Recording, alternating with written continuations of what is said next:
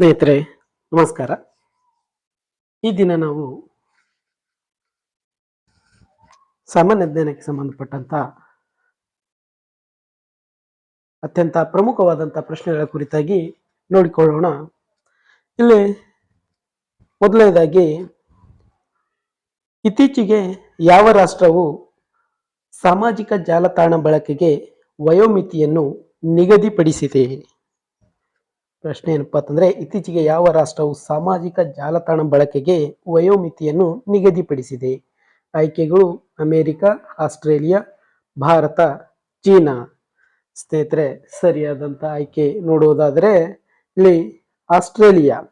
So ಈ Australia ರಾಷ್ಟ್ರವು ಏನಪ್ಪಾ ಅಂತಂದ್ರ ಸಾಮಾಜಿಕ ಜಾಲತಾಣ ಬಳಕೆಗೆ ವಯೋಮಿತಿಯನ್ನು ನಿಗದಿಪಡಿಸಿದೆ. ಅಂದರೆ 16 ವರ್ಷದ ಒಳಗಿನ ಮಕ್ಕಳು ಏನಪ್ಪಾ ಅಂತಂದ್ರೆ ಸಾಮಾಜಿಕ ಜಾಲತಾಣವನ್ನು ಬಳಸುವಂತಿಲ್ಲ.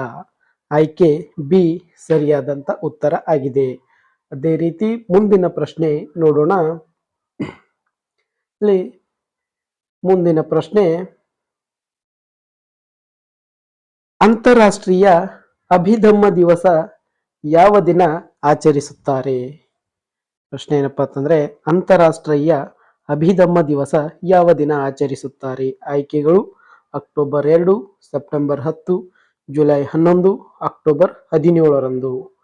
ಸರಿಯಾದಂತ ಆಯ್ಕೆ ನೋಡುವುದಾದರೆ ಸ್ನೇಹಿತರೆ, ಅಂತಾರಾಷ್ಟ್ರೀಯ ಅಭಿಧಮ್ಮ ದಿವಸವನ್ನು ಅಕ್ಟೋಬರ್ 17ರಂದು ಆಚರಿಸುತ್ತಾರೆ. ಅಕ್ಟೋಬರ್ 17ರಂದು ಅಂತಾರಾಷ್ಟ್ರೀಯ ಅಭಿಧಮ್ಮ ದಿನವನ್ನಾಗಿ ಆಚರಿಸುತ್ತಾರೆ. ಆಯ್ಕೆ ಡಿ ಸರಿಯಾದಂತ ಉತ್ತರ ಆಗಿದೆ. ಅದೇ ರೀತಿ ಮುಂದಿನ ಪ್ರಶ್ನೆ ನೋಡೋಣ. ಇಲ್ಲಿ ಮುಂದಿನ ಪ್ರಶ್ನೆ ನೋಡುವುದಾದರೆ, ಭಾರತದ ಮೊದಲ ಪೇಮೆಂಟ್ ಬ್ಯಾಂಕ್ ಯಾವುದು? ಪ್ರಶ್ನೆ ಏನಪ್ಪಾ ಅಂತಂದ್ರೆ, ಭಾರತದ ಮೊದಲ ಪೇಮೆಂಟ್ ಬ್ಯಾಂಕ್ ಯಾವುದು? ಆಯ್ಕೆಗಳು ಏರ್ಟೆಲ್, ಪೇಟಿಎಂ, ಜಿಯೋ, ಫಿನೋ. ಸ್ನೇಹಿತರೆ, ಭಾರತದ ಮೊದಲ ಪೇಮೆಂಟ್ ಬ್ಯಾಂಕ್ ಏನಪ್ಪಾ ಅಂತಂದ್ರೆ ಅದು ಏರ್ಟೆಲ್ ಆಗಿರುತ್ತದೆ. ಸೊ ಆಯ್ಕೆ ಎ ಸರಿಯಾದಂತ ಉತ್ತರ ಆಗಿದೆ. ಅದೇ ರೀತಿಯಾಗಿ ಮುಂದಿನ ಪ್ರಶ್ನೆ ನೋಡೋಣ. ಇಲ್ಲಿ ಮುಂದಿನ ಪ್ರಶ್ನೆ, ಇಂಟರ್ಪೋಲ್ ಸ್ಥಾಪನೆಯಾದಂಥ ವರ್ಷ. ಇಂಟರ್ಪೋಲ್ ಸ್ಥಾಪನೆಯಾದ ವರ್ಷ. ಆಯ್ಕೆಗಳು 1920, 1946, 1923, 1950.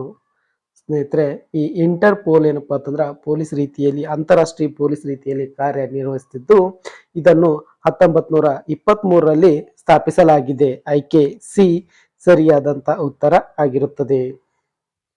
ಅದೇ ರೀತಿ ಮುಂದಿನ ಪ್ರಶ್ನೆ ನೋಡೋಣ. ಇಲ್ಲಿ ಮುಂದಿನ ಪ್ರಶ್ನೆ ಬಂದು, ವಿಶ್ವ ಮೊಟ್ಟೆ ದಿನಾಚರಣೆ ಯಾವಾಗ ಆಚರಿಸುವರು? ಪ್ರಶ್ನೆ ಮತ್ತೊಮ್ಮೆ ನೋಡುವುದಾದ್ರೆ, ವಿಶ್ವ ಮೊಟ್ಟೆ ದಿನಾಚರಣೆ ಯಾವಾಗ ಆಚರಿಸುವರು? ಆಯ್ಕೆಗಳು ನವೆಂಬರ್ 10, ಅಕ್ಟೋಬರ್ 11, ಡಿಸೆಂಬರ್ 1, ಜನವರಿ 25. ಇಲ್ಲಿ ಸರಿಯಾದಂತ ಆಯ್ಕೆ ವಿಶ್ವ ಮೊಟ್ಟೆ ದಿನಾಚರಣೆಯನ್ನು ಅಕ್ಟೋಬರ್ 11ರಂದು ಆಚರಿಸುವರು. ಆಯ್ಕೆ ಬಿ ಸರಿಯಾದಂತ ಉತ್ತರ ಆಗಿದೆ ಸ್ನೇಹಿತರೆ. ಸೊ ಇದಿಷ್ಟು ಈ ದಿನ ನಾವು ಪ್ರಚಲಿತ ಘಟನೆ ಹಾಗೂ ಸಾಮಾನ್ಯ ಜ್ಞಾನಕ್ಕೆ ಸಂಬಂಧಪಟ್ಟಂತ ಪ್ರಶ್ನೆಗಳ ಕುರಿತು ನೋಡಿಕೊಂಡಿದ್ದೇವೆ ಸ್ನೇಹಿತರೆ.